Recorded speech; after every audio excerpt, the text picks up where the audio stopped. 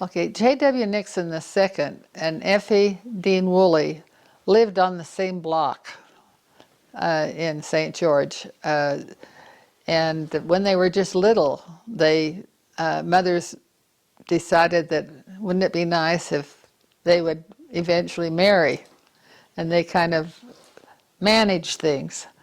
But I was just reading his autobiography, and he said that from the time they were 14 on, they were attached to each other and loved each. He knew that she was the one. And I have his journal where he recounts their trip from St. George to Huntington after they were married. And it was kind of an interesting account. Then after they got to Huntington, they established a home and had a large family. J.W. Nixon III was the first. Then there was Olive, then Myrtle, and Nina.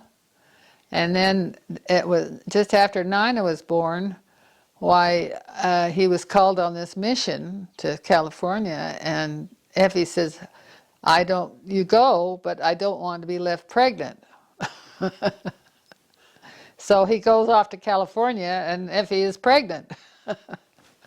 And so, as I said before, when he converted this Mr. Sinclair, they named the new baby St. Clair, and that's Richard's father. Then after St. Clair is Grace. Grace was the younger sister. And then Ezra and Jesco, and that completed their family.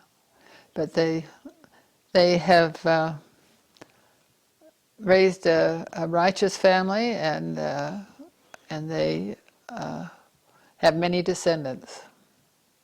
Many descendants. I would imagine it's in the thousands now.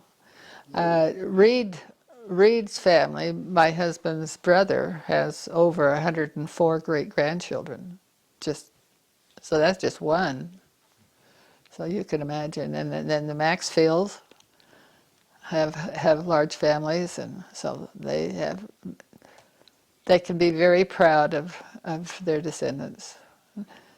That's it. Loretta, could you tell us that promise? Do you know anything about the promise that Brigham Young gave to James W. Nixon I about a righteous posterity? Do you remember that? No, I don't remember that. Rick was telling us down at the family reunion that he got a promise.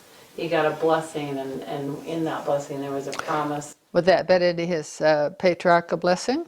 I don't know. Maybe it was. I just wondered if you knew. I know that in his patriarchal blessing, and this just from the top of my head, that he's promised that he and Johanna will live in Zion back in Missouri during the millennium. That's in their blessing. And I thought that was an interesting bit of information.